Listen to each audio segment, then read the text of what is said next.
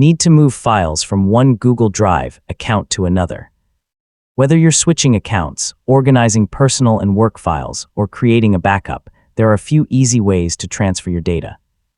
In this tutorial, I'll show you how to transfer files from one Google Drive account to another in 2026. So let's get started.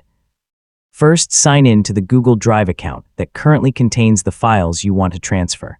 Locate the files or folders you plan to move. If you're transferring several items, it may help to place them into a single folder first. Next, select the files or folder, click Share, and enter the email address of your second Google account. For the smoothest transfer, give your second account editor permission before sending the invitation. Now sign in to your second Google Drive account and accept the shared files if necessary. The shared items will appear in your Shared with Me section. If you don't see them right away, refresh Google Drive or wait a few moments for everything to sync.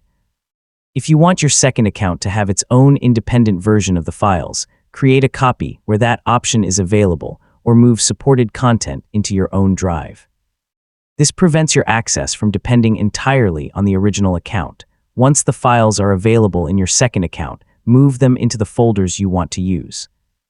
A little organization now makes everything easier to manage later.